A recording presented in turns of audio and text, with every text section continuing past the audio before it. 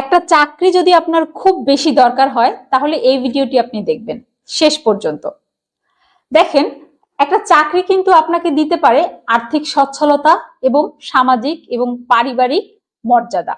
এই চাকরিটা পাওয়ার জন্য আপনি ডিগ্রি পাস করেছেন, অনার্স পাস করেছেন বা এইচএসসি পাস করেছেন, যেটাই করেন না কেন, আপনাকে চিন্তা করতে হবে যে এই চাকরিটা পাওয়ার জন্য আমি যে পরীক্ষা দিব সেখানে আমি কাদের সাথে প্রতিযোগিতা করতেছি। প্রাইমারির একটা চাকরির জন্য কিন্তু এখন পাবলিক বিশ্ববিদ্যালয়ের শিক্ষার্থীরা আবেদন করে, যারা এমনকি ইঞ্জিনিয়ারিং কমপ্লিট করেছেন এমন শিক্ষার্থীরাও কিন্তু আবেদন করেন। তো আপনি কোথা থেকে পড়েছেন সেটা বিষয় না, আপনাকে প্রতিযোগিতা করতে হবে ভালো ভালো স্টুডেন্টদের সাথে, যারা কিনা আপনার চেয়ে বেসিকে অনেক ভালো। আপনি যা যা শেখেননি সেই জিনিসগুলো আপনাকে এখন শিখতে হবে। আপনি ডিগ্রি পাস করেও চাকরি পেতে পারেন, কিন্তু আপনাকে যেটা করতে হবে, আপনি চাকরির প্রস্তুতি, কৌশল এবং প্র্যাকটিসে এগিয়ে থাকতে হবে, নম্বরের দিক থেকে এগিয়ে থাকতে হবে।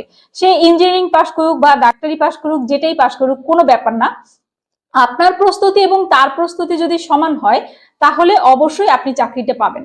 আর আপনার রেজাল্টও এক্ষেত্রে কোনো ব্যাপার না, আপনি যদি আবেদন করার যোগ্যতা থাকে ততটুকু যোগ্যতাই আপনি চাকরিটি পেতে পারেন।